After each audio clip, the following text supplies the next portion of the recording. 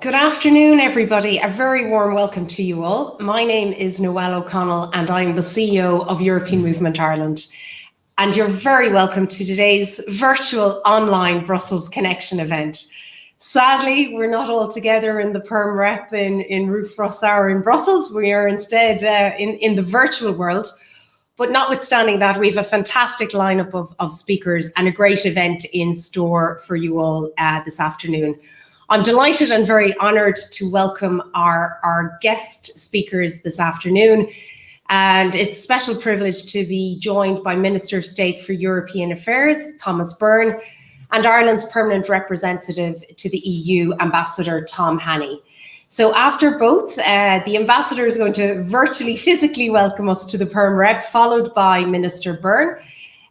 We will then hear from Commissioner Mairead McGuinness, and in conclusion, David Garrahy, our esteemed Brussels branch chairman, will also say a few words. And you also, ladies and gentlemen, will have an opportunity, as if we were in the Perm Rep, to raise virtually any questions you might like to ask the Minister or the Ambassador. So by way of background to all those of you who have just arrived in Brussels, and hopefully the EM Ireland's Green Book and our EU Jobs Bulletin have helped you procure your traineeships in Brussels.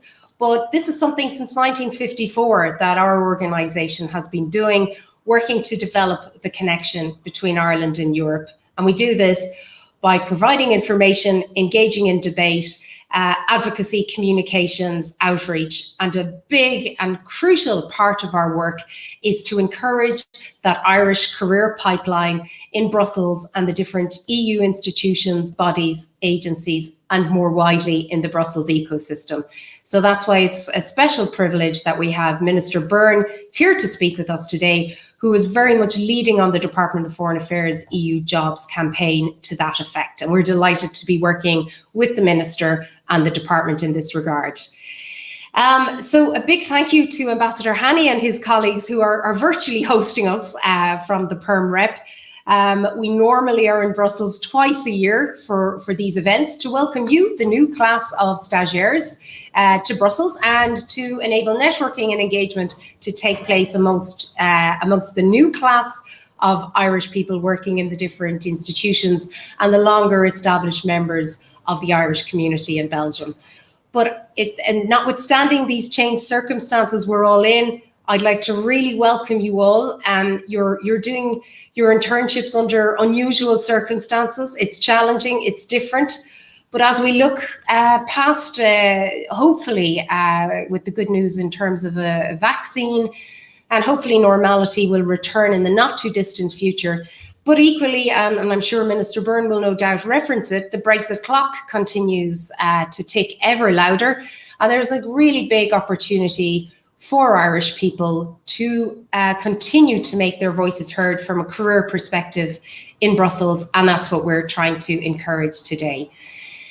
So for those of you, if you decide to continue in terms of applying for a career in the different institutions after your internship, or equally those of you who are returning to Ireland and staying involved in EU affairs, since 2018, EM Ireland has established an Éireann Uí Chomórca alumni network. So that's where we bring together people who have worked in the different institutions and who are currently working there to help mentor, support, offer practical guidance and advice to those of you who are just starting out on your career, your Brussels career, we hope.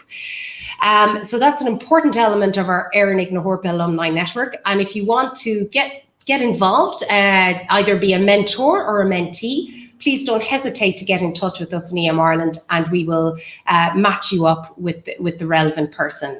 All information is on our website.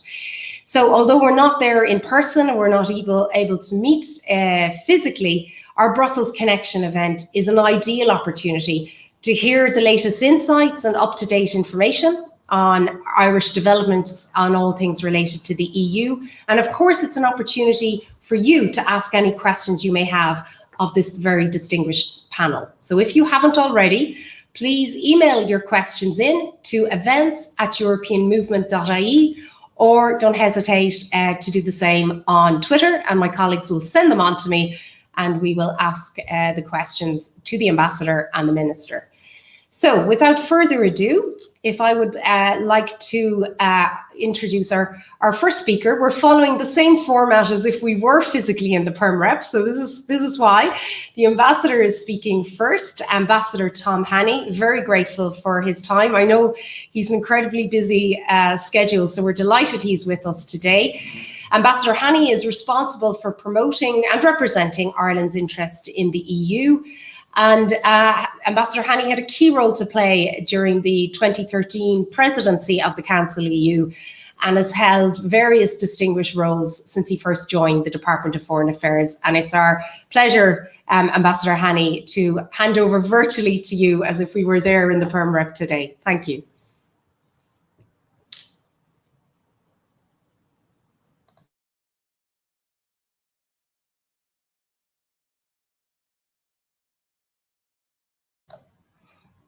I think, Tom, you're muted, are you? I think we're having some sound issues there.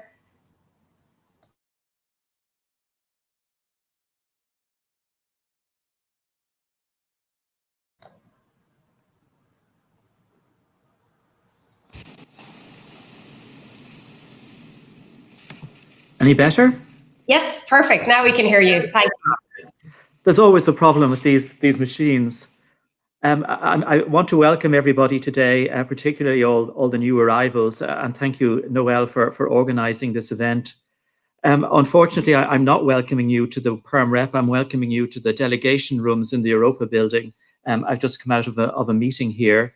The traditional event, as you know, normally takes place once or twice a year in the permanent representation. And traditionally, we can also have a drink at that traditional event.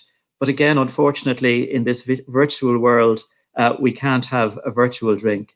But in any case, welcome everybody. And as I said at the beginning, welcome in particular to all the new arrivals.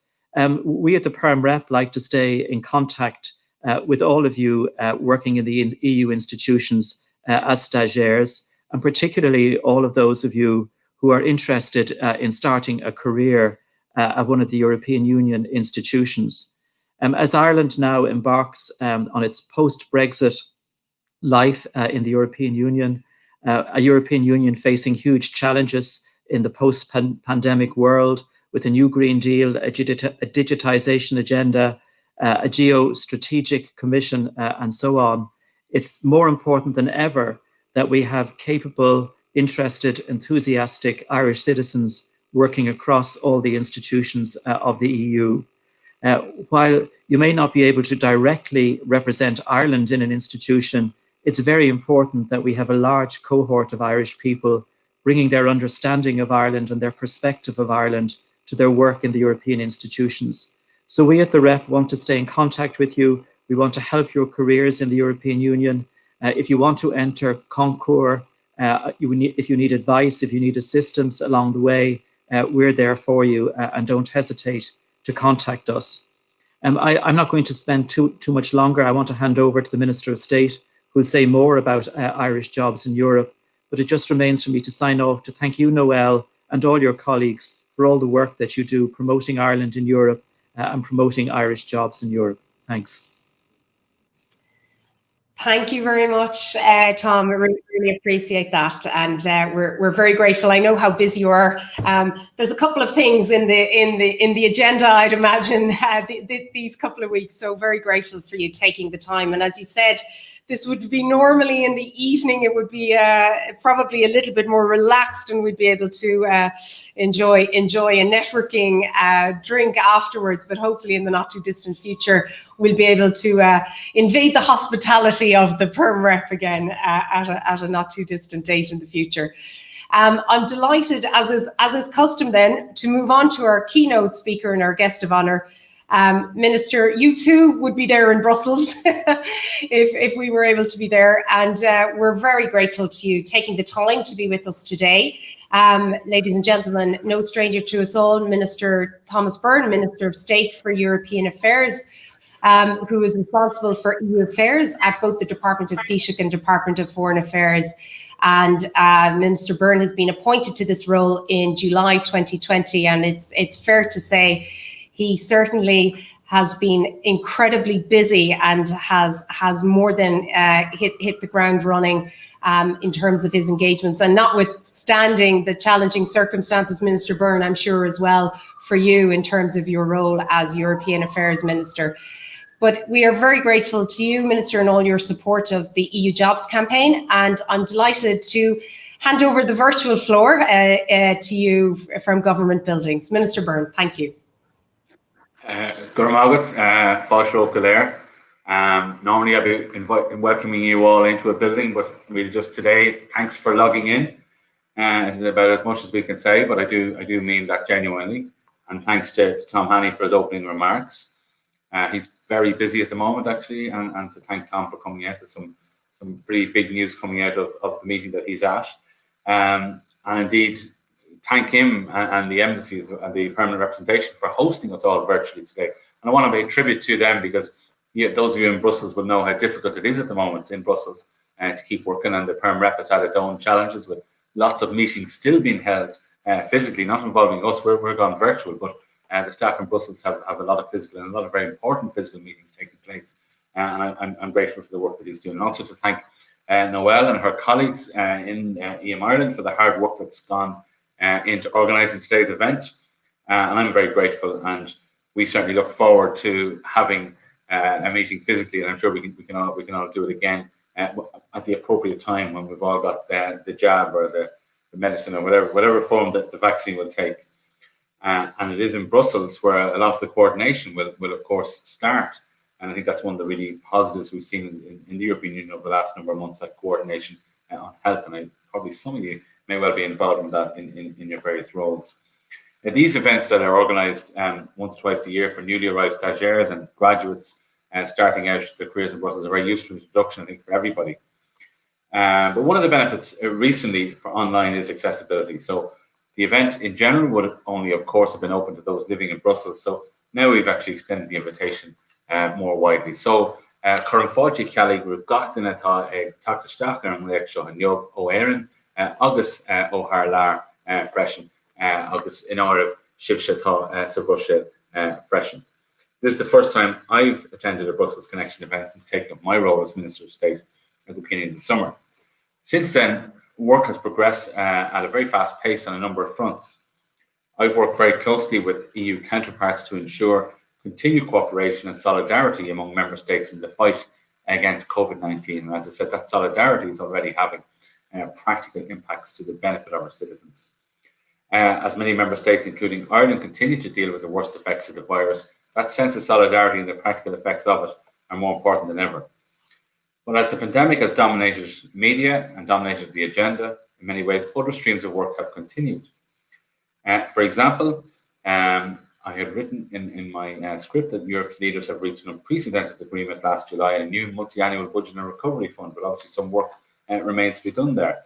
But it is very important, and I say this very clearly from Ireland's point of view, that it's very important this agreement is fully implemented so that member states and our citizens receive the help they need to recover from the impact of the pandemic. At the same time, talks on the future relationship between the EU and the UK have continued throughout, including today, and I'll discuss this further on. But first, I'd like to give you all, and I think you'd be interested in this, an update on the work we're doing at the promotion of EU careers. It's a key requirement of the programme for government that we do more to help Irish people gain employment in European institutions, and thereby we will have more Irish people employed in European institutions. The department has been working on this obviously for some years, and the European Movement Ireland in particular, I have to say, have done great work promoting the opportunities available to Irish students and graduates in the institutions themselves and in the wider Brussels scene as well.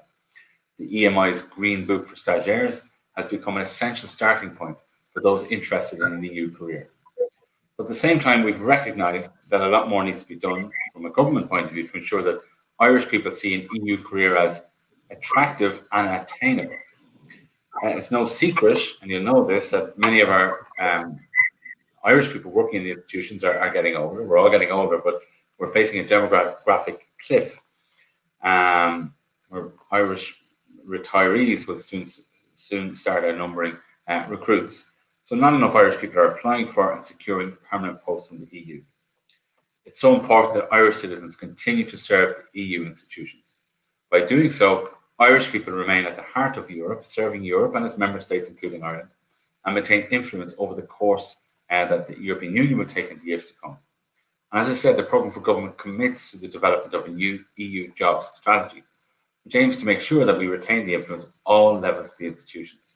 So we want you and you're like getting permanent employment in the European institutions and serving European citizens.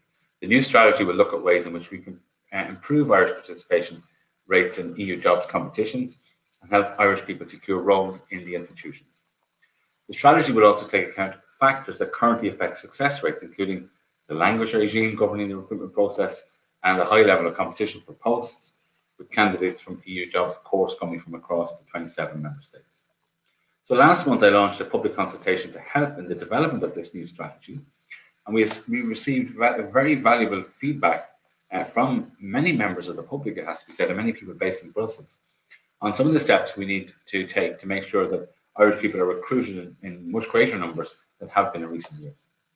So I'd like to thank those who are on this call who have taken the time to contribute to that consultation.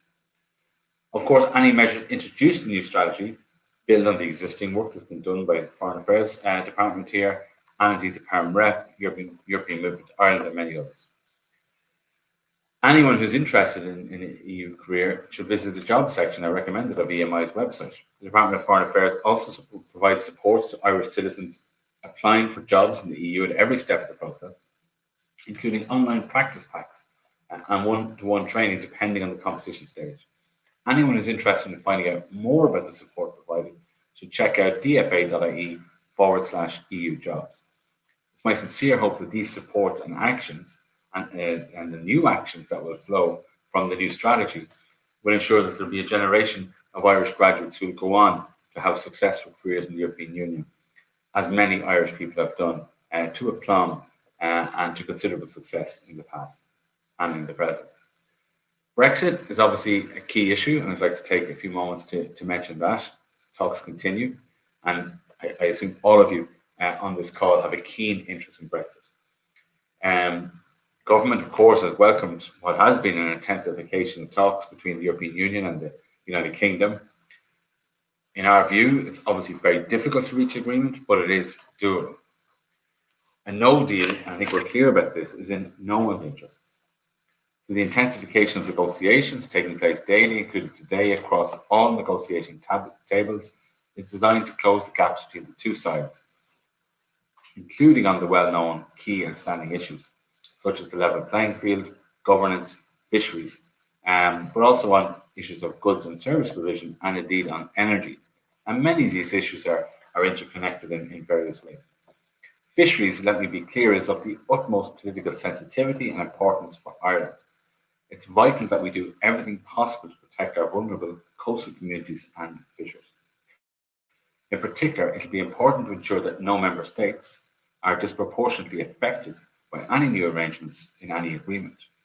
Any deal, of course, must involve compromises by both sides. However, a deal can't come at any price. The European Union will negotiate to achieve a deal respecting the integrity of the single market, which is so important for Ireland's economy, but it also reflects the long-term political and economic interests of the European Union, including Ireland. So Michel Barnier has Ireland's full support at this sensitive juncture of the talks, and we know also that he has the full support of every other European Union member state. So it's important that all sides make the best use of the limited time remaining to reach agreement in all our interests. In relation to the implementation of the withdrawal agreement and the protocol on Ireland and Northern Ireland, Ireland's position is that the only appropriate channel for resolving any issues around the implementation of the protocol is through the structures already provided for in the withdrawal agreement, the Joint Committee and the Specialised Committee established for that very purpose. Those committees are not and were never intended to be a forum for renegotiation of the protocol itself. So we continue to participate in these committees as a member of the European Union delegation. The most recent meeting was on the 5th of November of the Specialised Committee. We continue to stress to the United Kingdom in this forum and in other bilateral contexts the importance of the urgent and effective implementation of the protocol. It's absolutely crucial for confidence across the European Union and for agreement on the EU-UK future relationship that the protocol is implemented in full and in good faith. So Ireland supports the EU infringement proceedings in relation to the UK's internal market bill. This approach is in keeping with the measured, firm and calm approach that the European Union has taken to date. And whatever happens, I think will mark a very difficult juncture if the House of Commons puts the relevant provisions that are concerned with the internal market bill back into the bill after the House of Lords voted to delete them. But it has to be said, and it needs to be repeated time and time again, and I think we're doing that in Ireland. I'm not sure that it's the same position in Britain. The relationship between the EU and the UK is going to change anyway in huge and substantial ways. There are fewer than 45 days until the end of the transition period on the 31st of December. The government has taken huge steps now to ensure that citizens and businesses are preparing, and businesses on the whole in Ireland are preparing. So we published our Brexit readiness plan on the 9th of September, and the government is continually following up on the implementation of the plan, checking that everything's working right, continuing to engage with business and people such as yourselves and public representatives. Our readiness work is supported by a major national communications campaign under the Getting Ireland Brexit Ready brand. €340 million will be spent on Brexit-related measures as part of Budget 2021. This includes a continuation of existing measures as well as a number of new supports. This work continues as the year-end approaches. Brexit is obviously not the only challenge we have faced collectively in recent months. It's our job, I suppose, to make sure it's top of the agenda, and we do that with all of our bilateral contacts. But obviously, member states are pretty busy dealing with COVID. And that solidarity that we have seen in Ireland from other member states has been shown among the member states in relation to the issue of COVID. This resulted then in the budget that was agreed and is still being worked on. The MFF package totaling 1.82 trillion is truly historic. It demonstrates the EU and its member states have the ability and will to work collectively to deal with this once-in-a-generation crisis, and we're now at a moment where we really need to prove that between the various institutions, between the various principles, the fundamental values of the European Union, to show that we can do this as a united collective. So following last week's European Parliament agreement, we are looking forward and we are going to insist on swift agreement on all elements of the financial package so that it can be fully implemented across member states. And anyone who thinks that this shouldn't go ahead or should be delayed simply, I think, needs to get with the programme, to put it bluntly. We are in a very difficult situation economically and we don't have time for any more horse trading on this particular issue. A huge amount of work has gone on over the last few weeks and months to get this over the line, and that's a very difficult thing to do, but it is absolutely essential for the economic recovery in Europe and to show our citizens that Europe can respond to these difficult challenges as well. You will also see that we've decided in Ireland to align to the new EU Council recommendation on the traffic light system for travel. Europe needs to do, I think, more on coordinating travel restrictions, but we also have to safeguard freedom of movement for citizens while at the same time protecting people as best we can from possible infection. We are actively considering issues such as quarantine, restricted movements, and we're looking at greater use of testing. And already you'll see that in airports who are already announcing testing for testing that you might need if you're traveling from Ireland to Europe. If you're coming from a red zone such as Belgium at the moment, you'll have to stay in restricted movements for 5 days and then get a PCR test if you're coming home. And once you pass that, once you test negative on that PCR test, you will no longer have to restrict your movements. And that's a considerable change for the 14 days that was previously there, but it adds, of course, in the test. And as the PCR test, many of the airport testing will be antigen testing, which may be suitable, appropriate, or accepted by other countries, but at the moment, it's not accepted back home here in Ireland. But we'll see how HSC peer review goes on that, which is happening at the moment. Now, the Conference on the Future of Europe will be of considerable interest to people, I think. So we're dealing with the COVID, we're dealing with Brexit, but obviously we have to look at what's happening with the future of Europe. And I think that the EU's future will be determined from the strength of the recovery from this crisis. That's why the MFF and showing our citizens how it works is critically important. And we need to work together to make a successful recovery. So the Conference of the Future of Europe will provide an opportunity to consider the challenges we face and our policy priorities in addressing them together. We can't recover from the crisis without the support and trust of citizens. The conference provides a forum for us all to build that trust and ensure that new policies and strategies reflect the needs and concerns of our citizens. The focus of the conference, in our view, should remain on policy issues, not institutional issues and mechanisms.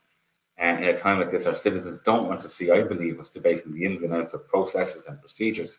Rather, they want us to see us using those processes and procedures for the best effect for citizens and for life in the European Union.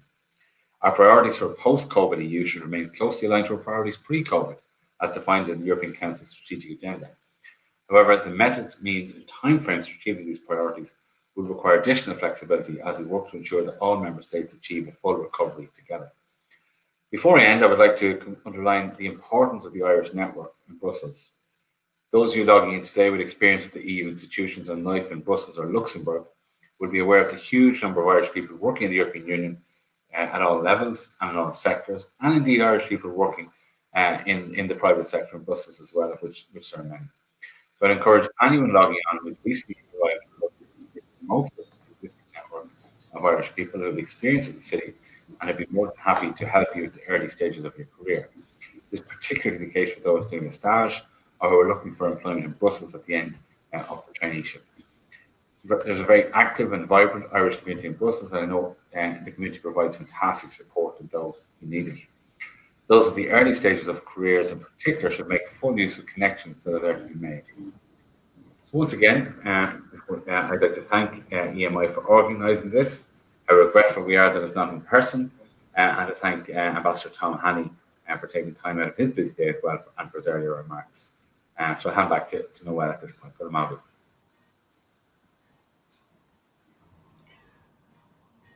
Garrahy, Minister, and thank you very much for that tour de force address that I think you've managed to cover everything from the breaking news developments, and appreciate, Tom, if you have to disappear at any stage on affairs of state, we absolutely understand. There's no problem. And thank you, Minister, for that with the overview on Brexit, and of course the hugely important work that you are leading on in terms of all the EU jobs and that support to Irish people who want to make a career of it in the different institutions and Brussels more broadly. So before we go to the Q&A, and delighted to see we've a number of fantastic questions coming in for the Minister and the Ambassador. We have a video from Commissioner Mairead McGuinness. So I'm delighted that we'll be able to share this video from Commissioner McGuinness. So I'll hand over to my technical production colleagues to play the video, and then we'll go back into the Q&A. Thank you. A big thank you to Noelle O'Connell and European Movement Ireland for inviting me to speak today. And I also want to thank and acknowledge Minister Thomas Byrne and Ambassador Tom Hanney, who've just spoken. But I really want to welcome all the new interns who've recently arrived in Brussels. Congratulations. It's a testament to your hard work, and it's a great opportunity to kick off your career. In my time in Brussels, I've hugely benefited from the new ideas and enthusiasm that interns bring. And I've people on my team here in the Commission who first started working with me as interns. So a welcome to Lindsay Walsh, who is currently doing an internship in my cabinet. This is rather strange, though, these times that we live in because of COVID, and I'm sure that's affecting your internship because you're going to be working from home. So make sure you look after each other in this new circumstances, because you may not be able to meet each other in person. And I suppose we all know that meeting in person is where we make those bonds.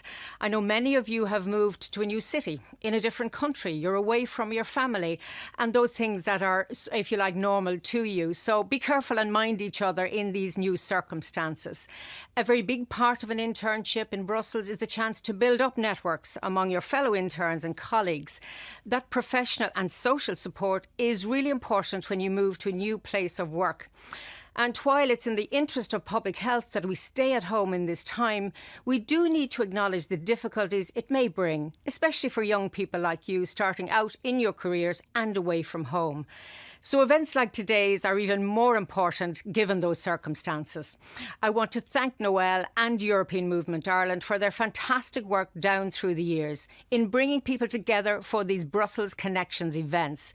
It means that even while physically we can't meet, it's impossible because of public health, we have a chance to meet each other virtually. The European Movement is also a great source of information and advice.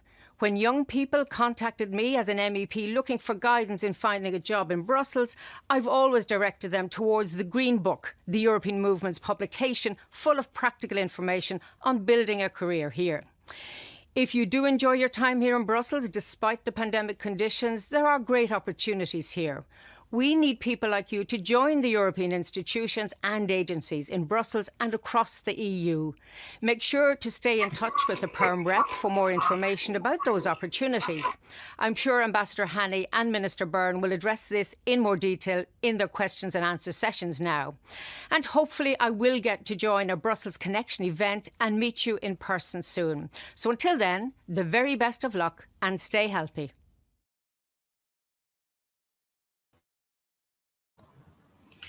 Thank you very much, Commissioner. And of course, on behalf of everyone, we certainly wish you continued success in your new role. And thank you as ever for all your support and engagement. And I think it was only this time last year that Mairead was with us in the Perm Rep for our Brussels connection. But we're very grateful for all her ongoing support and wish her continued success in her position ahead.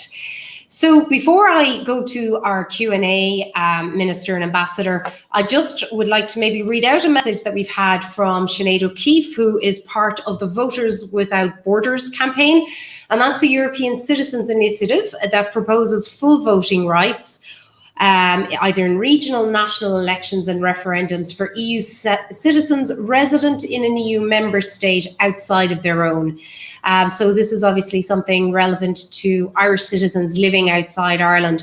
And for those of you who want to learn a little bit more about this European Citizens Initiative and to find out a bit more about Sinead's work, have a look at the website, voterswithoutborders.eu, or you can email Sinead at sineadokok@gmail.com if you'd like to get involved. Now, Minister and Ambassador, we've had a couple of great questions coming in, and maybe I'm just going to throw them to both of you initially. Our first one is from Adam Wolf from the European Union Visitors Programme. And he's wondering, and probably, Ambassador, this is one for you maybe, that on occasions when the Perm Rep provides EPSO training for upcoming concours, does one need to be Irish in order to attend? I think you do, Ambassador. Am I right in that? Yeah, in general, I think we cater for Irish citizens unless there's some extraordinary connection that you can prove to us as to why we should facilitate you. But in general, it is for Irish citizens in line with most other representations who also train their own citizens for jobs in the EU. But there are people with multiple citizenships or have special connections with Ireland, and we're prepared to look at those. Fantastic, fantastic. No, that's exactly what I was thinking. So thank you, Tom. And Adam, I trust you're happy with the Ambassador's response there. And this is actually, Minister, I might go to you first on this. And this is an interesting question coming in from James on Twitter. And I think it's something that Mairead actually referenced in her address, where she talked about the experience being somewhat different for the current crop of stagiaires. And James is wondering as to whether there would be extra supports for stagiaires who have been in Brussels since March and have not had any of the opportunities that one would expect in normal times. I think it's probably fair to say, Minister and Tom, that's something we can certainly all empathise with and understand, as evidenced by today's Brussels Connection event taking place in the virtual world. Yeah, I think it's obviously the pandemic has destroyed, really, that's the only way of putting it, young people's experiences over the past year, and that is down to at second level simply making friends or being at university and getting involved in college societies. It's all online, certainly here back home, and obviously the same goes for stagiaires as well. Many, if not all, are working online. So it's certainly something that, I mean, we can ask the institutions to give consideration to, but I'm not aware of any specific programs. I mean, certainly in my own situation, we haven't been able to take anybody on in my office here. We normally would at various times, but it simply we were simply not able to predict when we'd be here, when we wouldn't be here, with the various changes in the pandemic. So I think our best hope for everybody is to get that vaccine rolled out as best we can, and do that from the European level down. Unless Tom has some further insights that I don't have. No, Minister, I don't have any additional insights. I have two daughters who are both post-university and starting their careers as well, one in Dublin and one in London. So I'm well aware of the frustrations, but I don't know of any magic solution. It is a very frustrating, difficult time. We have also lots of young people working in our office here in Brussels, and particularly if you're on your own, out from Dublin, living in an apartment during a lockdown. I mean, life isn't easy. So I have great sympathy, but no magic solution.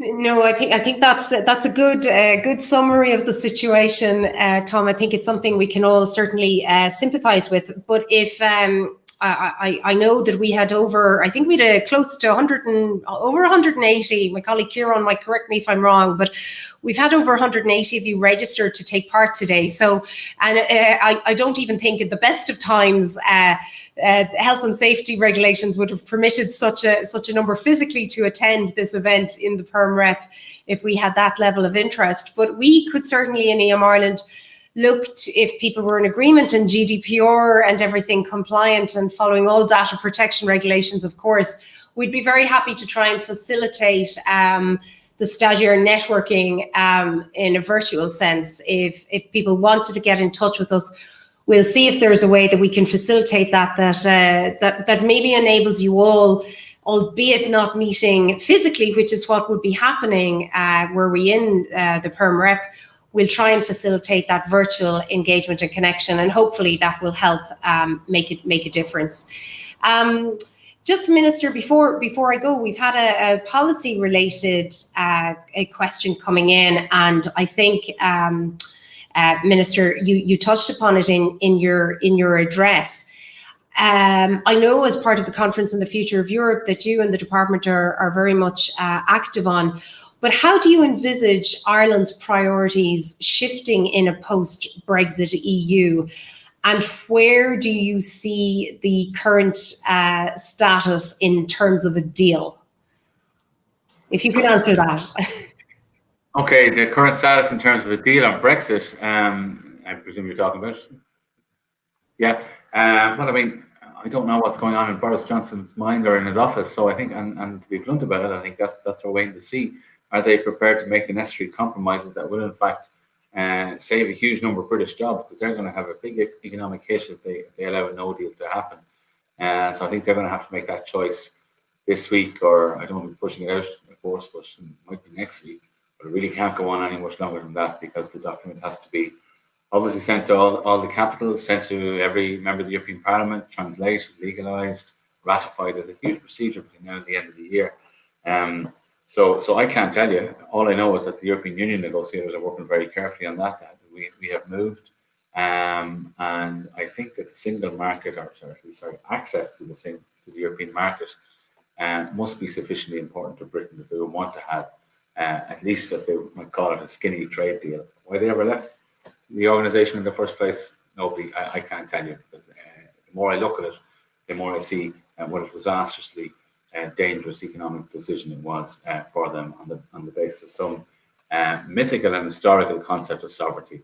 Irish sovereignty, in my opinion, is so greatly enhanced by being at the European table. When we talk about what's happening in regard to relations with China, what's happening with Turkey, I mean, truthfully, if Ireland were not a member of the European Union, our views on these matters, we would have views certainly, but they wouldn't count for as much. So we're there at the table, formulating the European response, and with all of our partners sharing that sovereignty. And I think that works to everyone's benefit.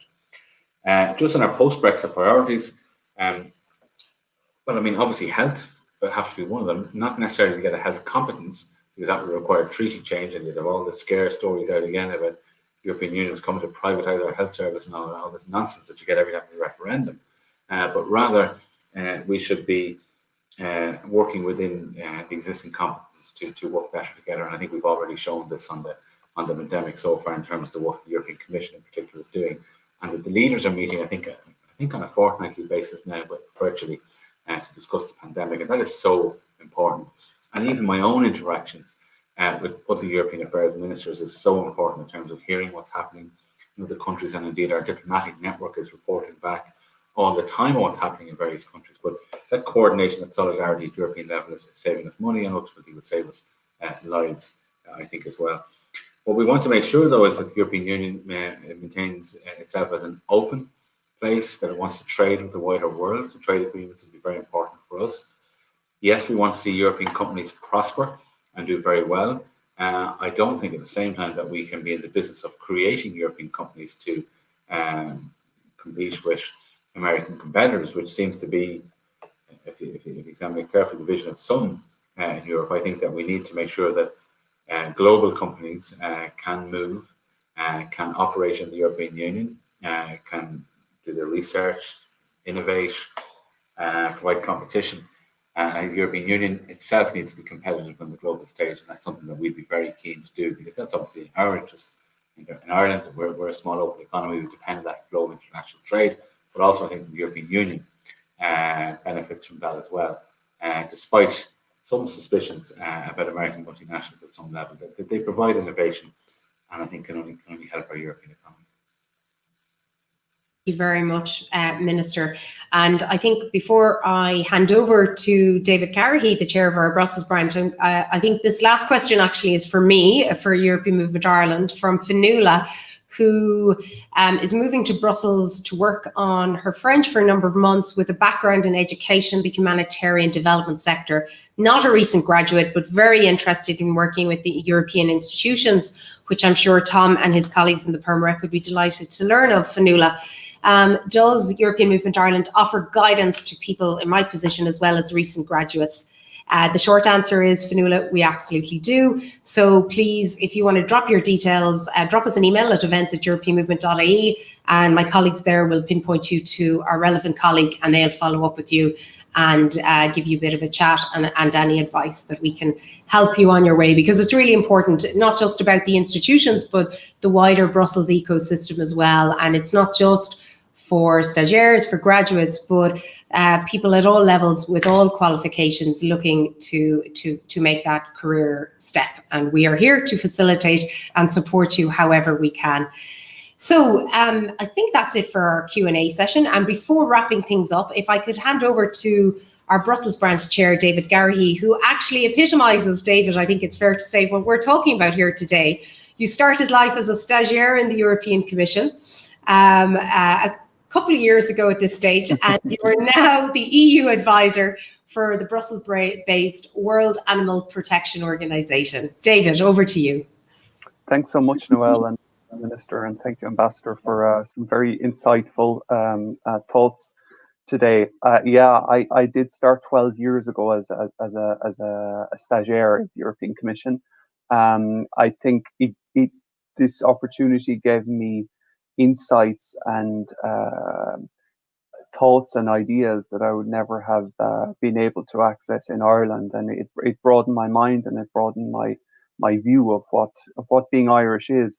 I think even in those 12 years, Ireland's identity has become even more closely linked and connected with Europe. And I think you stagiaires, you recently arrived in Brussels. Those of you looking for opportunities are a key part of Ireland's identity in Europe and in the European Union. And I think, as the Ambassador mentioned as well, I think Ireland wants you to be the future of Ireland and Ireland's engagement through potentially working in the institutions or in other roles. Normally, this is a moment, as you've mentioned earlier, Noelle, for connections, new opportunities to meet. I'm very happy to work with Noelle to try to make those connections virtually if they can't be made physically for the next few months. One way that you can do that is by becoming part of our Facebook group, EMI, European Movement Ireland Brussels branch. We host events, some virtual events, and some activities to try to bring the Irish community together. And yeah, very happy to see how we could do that in many other ways. And who knows, you know, in a few months, we might be able to meet up physically again, and I'm looking forward to that. Thank you. Fantastic. Thank you very much, David, and to you and all our Brussels branch colleagues for the absolutely Trojan work that you're doing on our behalf on the ground in Brussels. It's really greatly appreciated. And before I set us off at our way, we're well within time. And Minister, I think a question has come in that perhaps I might just ask you, if I may, from Oran O'Connor, who is an Irish citizen born in Belfast, and says that I'm seriously concerned about citizens' interests in the North will be represented in Europe without electing its own MEPs. How will the Irish government represent these citizens in a post-Brexit Europe? Well, I think every move the Irish government is making, and may I say, the European Union is making at the moment, in terms of the negotiations at this particular point, are with the citizens of the people of Ireland, North and South, and particularly North. So I think you can look forward to very strong representation from the Irish government at the European Council of Ministers and at the European Council, and indeed from our MEPs. But also where that filters through is not only from citizens contacting us, which are very welcome to do on any European issue, not just Irish citizens, British citizens in the North as well can contact us. But we now have the North-South Ministerial Council back up and running with the Assembly.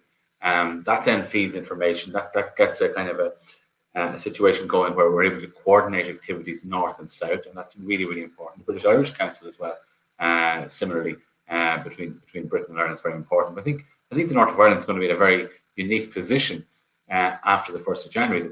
Undoubtedly, there will be some difficulties and some teething problems, but it is going to be still part of the single market and the customs union of the European Union, effectively. That's really, really important, and I think it's a unique vantage point for business. And the difficulty is, of course, that particular arrangement has to be renewed, and there are procedures within the withdrawal agreement as to how that is renewed, and that I think will require work by us all to make sure that everybody in Northern Ireland can see how the situation is working, and what the benefits are, and why you want to put away if people have constitutional issues with Northern Ireland being the single market of the European Union, to put them to one side and say, well, actually, this is in the best interest of all of the people of the North. I think the shared island agenda in the Taoiseach's office is really important as well. And again, that gets fed into by the North-South Ministerial Council that will be investing in projects. So I think, if what we have to date is an example which is absolutely the interest of the people of Ireland, North and South, particularly North, at the top of the agenda, it'll be very, very high up in the agenda in terms of how we go forward with the European Union. And again, just finally add, the only place that will be outside of the European Union that will benefit from the European Union funds after in the new budget will be the North of Ireland through the Peace Plus programme, which is still there, which will be funded by the European Union, by Ireland, and indeed by Britain, and that will provide benefits to the North of Ireland.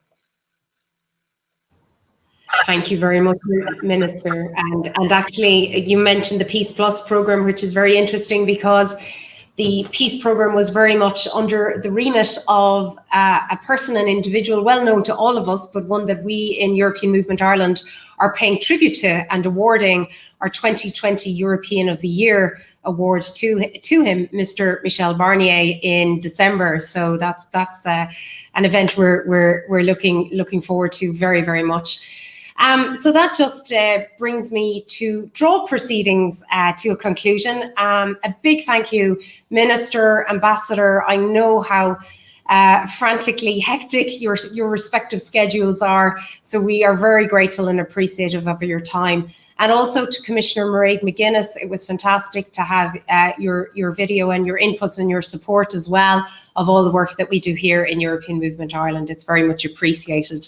And to David, our Brussels branch chairman, and to you and your colleagues in our Brussels branch, really appreciate your offer of support and engagement to the new stagiaires, and we'd encourage them to get in touch with the Brussels branch to join European Movement Ireland. We need people like you getting involved and continuing that drive to connect Ireland and Europe. So we'd really encourage people to get involved. And sadly, we all can't adjourn to Place Jourdan for a drink, as would be tradition and custom. Please God, it won't be in the not too distant future that will be able to take place again. But in the meantime, thank you, ladies and gentlemen, for logging on. Appreciate your interest and your engagement. Please do keep safe and well. And until we see you all at our events in the future, we have an ambitious online schedule. Don't hesitate to get in touch. Follow us across all of our social media platforms.